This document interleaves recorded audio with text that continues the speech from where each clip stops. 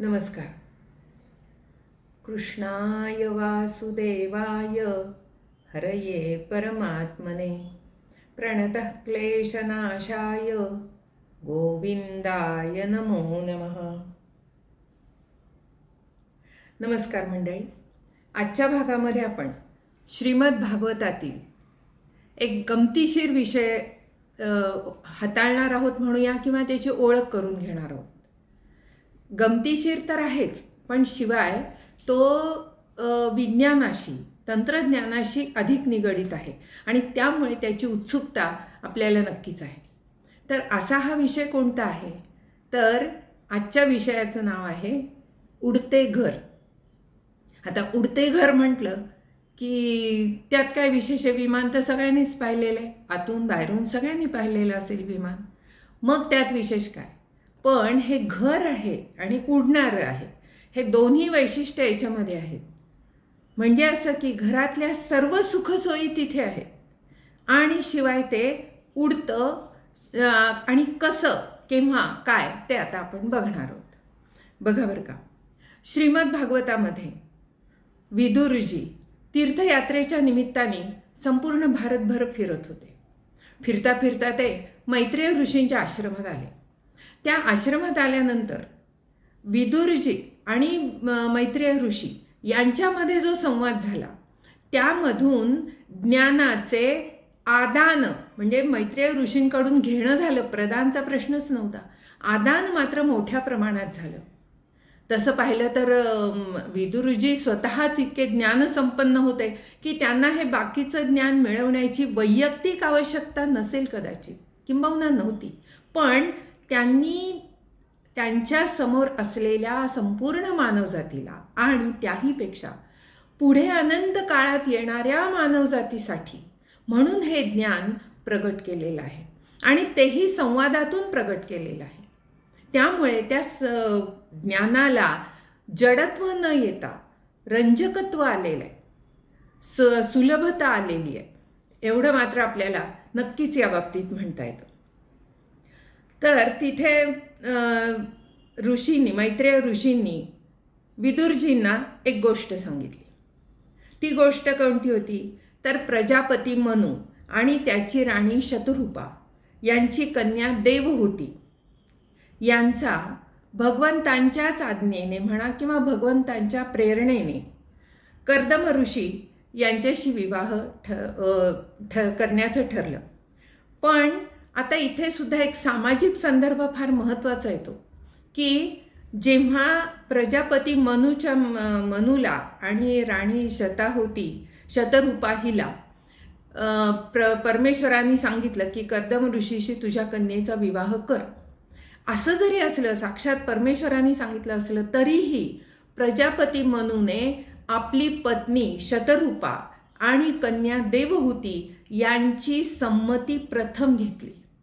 हा एक मोठा सामाजिक संदर्भ आपल्याला इथे बघायला मिळतो की आजच्या काळामध्ये सुद्धा विचार करायला लावणार आहे.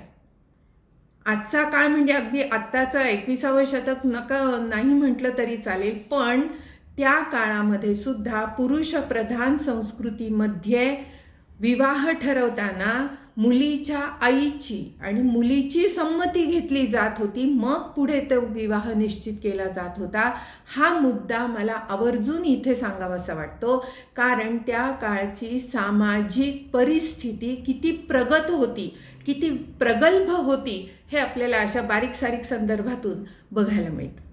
तर अशा रीतीने त्या दोघींनी संमती दिली आणि कर्दम ऋषींनीही संमती दिली, कारण कर्दम ऋषींनाही परमेश्वरांनी प्रेरणा दिलीच होती, किंबहुना आदेश दिलाच होता.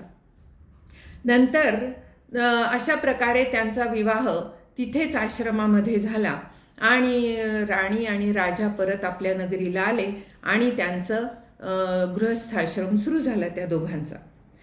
मग ही जी देवहूती होती, ती देवहूती मोठ्या प्रेमाने आपल्या पतीची आणि सेवा करू लागली.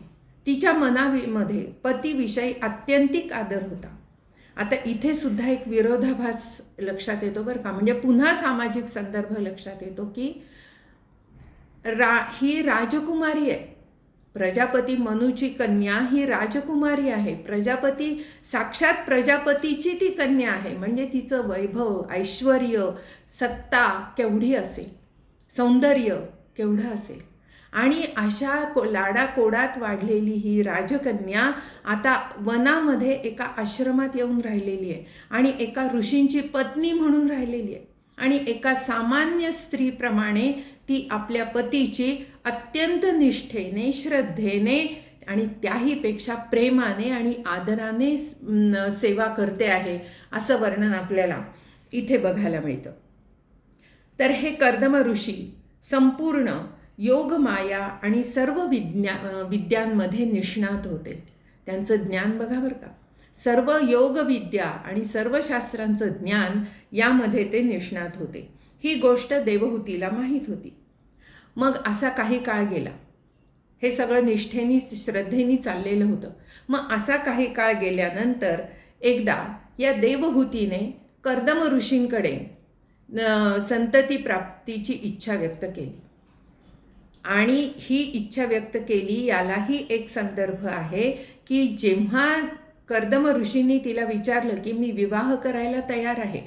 इथं सुद्धा पुन्हा एक संदर्भ येतो की कर्दम ऋषींनी केवळ माता पित्यांच्या सांगण्यावरती विश्वास ठेवून विवाह केला नाही, तर त्यांनी त्या कन्येला स्वतःला विचारलं होतं की तुला हे मान्य आहे का, हा विवाह मान्य आहे का. कारण पहिला पुत्र झाला की मग मी गृहस्थाश्रम सोडून देणार आणि संन्यासाश्रमात जाणार. तिने तीही अट मान्य केली. मग काही काळ गेल्यानंतर तिने ऋषींकडे संतती प्राप्तीची इच्छा व्यक्त केली. त्याचबरोबर मग संतती प्राप्ती करायची. मग आता हे आश्रमातलं, वनातलं राहणं त्यापेक्षा एखादं चांगलं घर असावं. पुन्हा पहा, असामान्य लोकांमध्ये सुद्धा सामान्य काही गोष्टी कशा साधारण असतात, कशा समान असतात. काळ कितीही बदलला, म्हणजे आता ही गोष्ट भागवतात येते, त्याच्या आधी खूप घडलेली ही घटना आहे. म्हणजे इतका काळ लोटून सुद्धा हे जे माणसाच्या मनातले स्थायी भाव असतात ते कायम असतात. एका स्त्रीप्रमाणे ती म्हणते आपल्याला राहायला एखादं छानसं घर हवं. ते ऐकून कर्दम ऋषींनी आपल्या योग सामर्थ्याने इच्छित ठिकाणी जाणारे असे विमान तयार केले.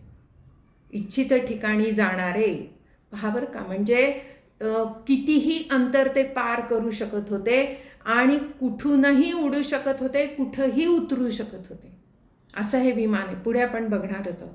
हे विमान म्हणजे अत्यंत सुंदर, देखणं, वैभव संपन्न, समृद्ध आणि अतिविशाल असं हे विमान होतं. सर्व सुखसोयींनी सजलेलं, नटलेलं असं हे एक अप्रतिम घरच होतं. अनेक प्रकारच्या मौल्यवान रत्नांनी जडवलेले ते जडवलेलं होतं. त्याचे खांब रत्नजडित होते. सर्व ऋतूंमध्ये सुखदायक होते. ते घर सर्व ऋतूंमध्ये सुखदायक, उन्हाळा, हिवाळा, पावसाळा वगैरे सर्व ऋतूंमध्ये सुखदायक होतं. आजच्या भाषेत आपण याला एअर कंडिशन म्हणूया का.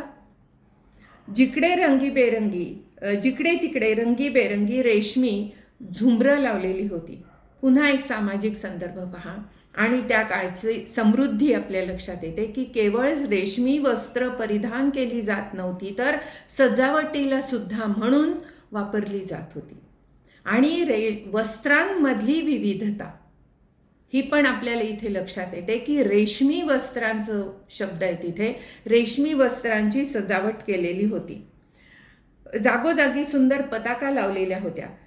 जिकडे तिकडे रंगीबेरंगी सुगंधी फुलांच्या माळा लावलेल्या होत्या. त्यावर भ्रमर गुंजारव करीत होते. तसेच भिंतीवर रेशमी, सुती वगैरे विविध वस्त्रांच्या कनाती लावलेल्या होत्या. त्या विमानात एकावर एक असे महाल तयार केलेले होते. आपल्या घराला जसे मजले असावेत ना, तसे महाल केलेले होते. हे महाल विविध प्रकारच्या शय्या, पलंग, पंखे, आसनं वगैरे यांनी सजवलेले होते. भिंतीवर सुंदर सुंदर अशी शिल्प चितारलेली होती.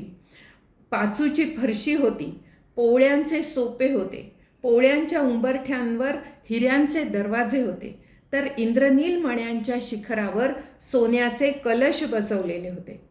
हिरेजडित भिंतीवर पद्मराग मणी लावलेले होते. हे पद्मराग मणी म्हणजे विमानाच्या डोळ्यासारखे दिसत होते. भिंतीवर रंगीबेरंगी चांदवे आणि सोन्याची तोरणे लावलेली होती. ठिकठिकाणी हंस, कबूतर यांची शिल्पे बसवलेली होती. ही शिल्पे अत्यंत सजीव वाटत होती. त्या महालांमध्ये ठिकठिकाणी क्रीडांगणे, शयनगृहे, बैठका, अंगणं, क्रीडा आणि चौक वगैरे तयार केलेले होते. शिवाय तिथे रस्तेही सुंदर आणि आखीव रेखीव असे तयार केलेले होते. अशा या सुंदर विमानात आरूढ होण्यासाठी आपणही सुंदर व्हावे. पुन्हा स्त्री सुलभ भावनेचा आपल्याला इथं सुंदर आविष्कार पाहायला मिळतो की एवढ्या सुंदर घरात राहायचं आहे तर असं सामान्य रूप घेऊन किंवा सामान्यतया कसं काय राहायला जावं किंवा का राहायला जावं. मग तिच्या मनामध्ये हा विचार येतो न येतो तोच कर्दम ऋषींनी बरोबर तिच्या मनातलं ओळखलं आणि त्यांनी सांगितलं की ह्या बिंदू सरोवरामध्ये तू अवगाहन कर. मग त्यांच्या सांगण्याप्रमाणे तिने त्या बिंदू सरोवरामध्ये प्रवेश केला.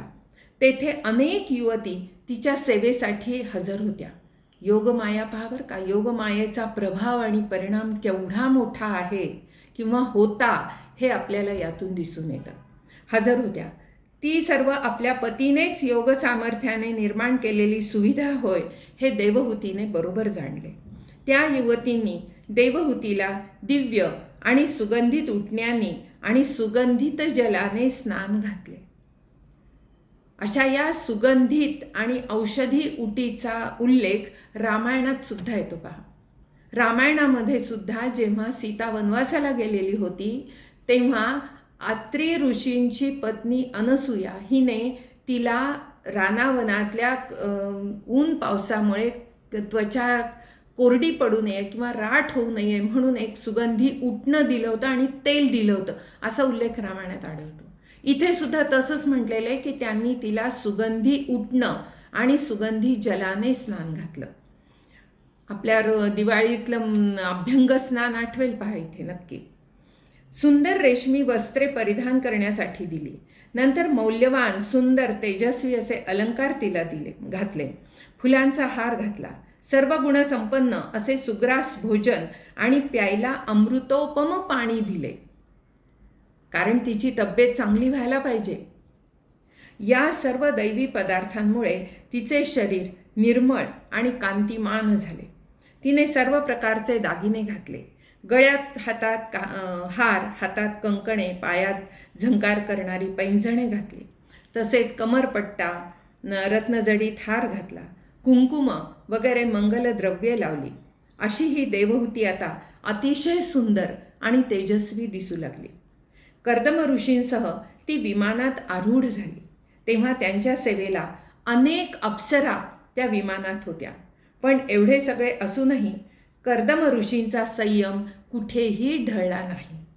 उमललेल्या लाल कमळांचा हार त्यांनी गळ्यात घातलेला होता. ते कर्दम ऋषी शोभून दिसत होते की जणू आकाशात तारका समूहात विहरत असलेला चंद्र. काय सुंदर आणि साक्षात डोळ्यासमोर चित्र उभं करणारी उपमा आहे पहा ही. कर्दम ऋषी आणि देवहूती विमानात बसून विहार करू लागले. मेरू पर्वताच्या दऱ्यांमधून त्यांचे विमान जाऊ लागले. या दऱ्या म्हणजे 8 लोकपालांच्या विहारभूमी होत. येथे कामोत्तेजक असा शीतल मंद सुगंधी वारा वाहत असतो. तसेच गंगा नदीचा स्वर्गातून धरावतरण येथेच होत असताना मंगलध्वनी निनादत असतो. वाटेत सर्व सिद्धगण त्यांना वंदन करीत होते. असे ते दोघे जण वैश्रंभक, सुरसन, नंदन, पुष्पभद्र, चैत्ररथ अशा उद्यानांमधून विहार करीत होते. तसेच मानस सरोवरातही त्यांनी विहार केला. त्या विमानाचा वेग वायू समान होता. अशा या सुंदर आणि आश्चर्यकारक विहाराचे वर्णन चालू असतानाच एक अप्रतिम आणि आश्चर्याने भारावून टाकणारा श्लोक येतो. या वर्णनामध्येच हे सगळं फिरून झालं. आणि इथे सुद्धा पहा, हे विमान किती उंचीवर जाऊ शकत होतं, तर आजच्या भाषेत बोलायचं किंवा वैज्ञानिक भाषेत बोलायचं तर पृथ्वीच्या गुरुत्वाकर्षण कक्षेच्या कितीतरी पुढे, म्हणजे मेरू पर्वताच्याही पुढे जाऊन हे विमान सगळीकडे फिरून येत होतं. आलं. आता हा श्लोक बघूया बरं का. प्रेक्षयित्वा भुवो गोलम पत्न्यै यावत स्वसंस्थया बाह्य बौभाश्चर्यम महायोगी स्वाश्रमाय न्यवर्तत. याचा अर्थ असा होतो, अशा प्रकारे महायोगी कर्दमांनी हे सर्व भूमंडल, जे द्वीप, वर्ष इत्यादींच्या विचित्र आश्चर्यकारक अशा रचनेमुळे खरोखरच आश्चर्यकारक वाटत होते, ते आपल्या प्रियेला दाखवून ऋषी आपल्या आश्रमात परत आले. आता या एका श्लोकामध्ये एवढी आश्चर्य भरलेली आहेत पहा. इथे उल्लेख येतो भूमंडल, गोल पृथ्वी, म्हणजे पृथ्वी गोल असल्याचा हा जो श्लोक आहे किंवा उल्लेख आहे, हा उल्लेख किती प्राचीन होता लक्षात येईल आपल्या. त्यानंतर पाश्चिमात्य शास्त्रज्ञांनी पृथ्वी गोल आहे वगैरे असं सिद्ध केलं. त्याच्या कितीतरी हजारो वर्ष आधी आपल्याकडे ऋषीमुनींना हे माहीत होतं की पृथ्वी गोल आहे.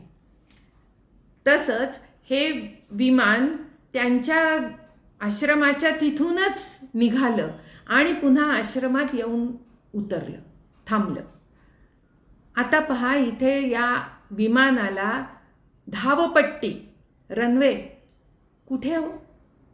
काही त्याचा संबंधच नाही या रनवेचा किंवा धावपट्टीचा. ते कुठं आश्रमाच्या समोर, म्हणजे वनात उतरलं ना. आणि वनात उतरलं म्हणजे झाडं झुडपं, वेली, वृक्ष, नंतर त्या ऋषींचे छोट्या छोट्या झोपड्या, अशा या सगळ्या गर्दीत ते उतरलं. म्हणजे हे पुन्हा आश्चर्य या श्लोकातून आपल्याला बघायला मिळते. परत आले. श्रीमद भागवतातील या कथेत अनेक आश्चर्ये, अनेक ऐतिहासिक, सामाजिक, राजकीय, वैज्ञानिक संदर्भही दडलेले आहेत. तर हे संदर्भ आता आपण बघितलेलेच आहेत. प्रजापती कर्दम आणि देवहूतीच्या विवाहातून तत्कालीन सामाजिक संदर्भही दिसून येतात. आता येथे एक राजकारणातील किंवा राजकीय संदर्भसुद्धा कसा दिसून येतो बघूया. की महर्षी व्यासांनी क्षात्रधर्म किंवा राजधर्म सांगितला आहे. राजाचे प्रधान कार्य म्हणजे सज्जनांचे रक्षण आणि दुष्टांचा संहार. पराक्रमी राजाच्या रथाच्या गडगडाटाने सुद्धा पापी लोकांच्या मनात भय उत्पन्न होत होते.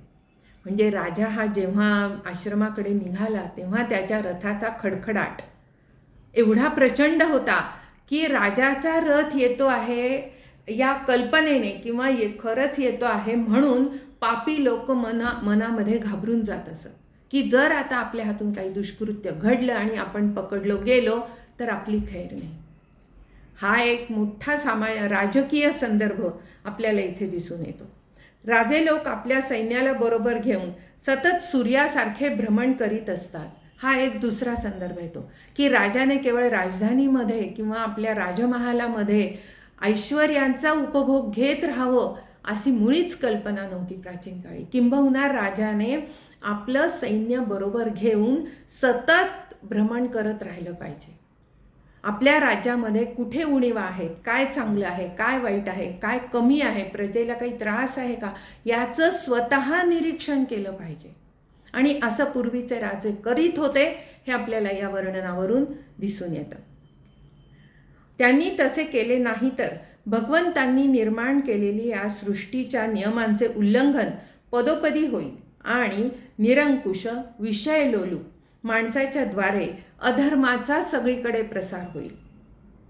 तर जर राजे लोक निष्काळजी राहिले तर हे जग दुराचारी लोकांमुळे नष्ट होऊन जाईल. हा एक फार मोठा इशारा, म्हणजे शाश्वत असा इशारा इथं या कथेतनं आपल्याला दिलेला आहे. या कथेमध्येच एक छान सत्य म्हणा किंवा शाश्वत चिरंतन सूत्र सत्य असं आपल्याला एक दिसून येतं. पहा की महर्षी कर्दमांना एक जाता जाता ते सांगून जातात, जो भोग स्वतःहून प्राप्त होईल. इथे खूप महत्त्वाची ही गोष्ट आहे बरं का, की आता जेव्हा कर्दम ऋषींना भगवंतांनी प्रेरणा दिली की तुम्ही विवाह करा, गृहस्थाश्रम स्वीकारा, आणि हा प्रजापती मनू त्यांच्याकडे प्रस्ताव घेऊन आला, त्या संदर्भात हे कर्दम ऋषी म्हणतायत की जो भोग स्वतःहून प्राप्त होईल त्याची अवहेलना करणे विरक्त पुरुषाला सुद्धा योग्य नाही. हा शब्द अजून एक महत्त्वाचा, की विरक्त पुरुषालाही योग्य नाही, किंबहुना तशी ती त्याने करूही नये. विवाहात त्या कन्येची तिच्या मातेची तर स्पष्टपणे संमती घेतली होती, हेही आपण आत्ताच पाहिलेलं आहे. या कथेतील अशाच प्रकारे एका छोट्या कथेतून किंवा या छोट्याशा श्लोकामधून सुद्धा, काही श्लोक आहेत अगदी मोजके, त्यातून केवढा मोठा आशय महर्षींनी व्यक्त केलेला आहे आपल्याला इथे दिसून येतं. यातून त्यांच्या मनाविषयी मनात निर्माण होणारी कृतज्ञता, प्रेम, अर्थात श्रद्धायुक्त भक्ती ही खरी डोळस भक्ती. म्हणजे देवहूतींनी आपल्या पतीवरती केलेली भक्ती किंवा त्यांची केलेली सेवा, पतिसेवा, पतिनिष्ठा ही खरी डोळस भक्ती. त्या अशी डोळस भक्ती आणि सर्वातून या देहाची, जगाची नश्वरता याची जाणीव व्हावी आणि त्यातून त्याविषयी मनात वैराग्य निर्माण व्हावं. म्हणजे पहा, आपण जे सुरुवातीपासून बघतो आहोत की या भागवतामध्ये ज्ञान, भक्ती आणि वैराग्य यांचा सुरेख संगम आहे.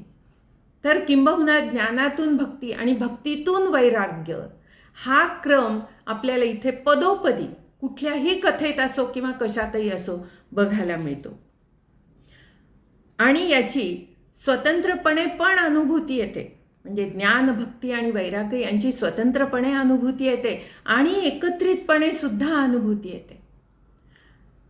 आणि हे सगळं इतकं गहन ज्ञान, इतकं मौल्यवान ज्ञान कथांच्या माध्यमातून दिलेलं आहे.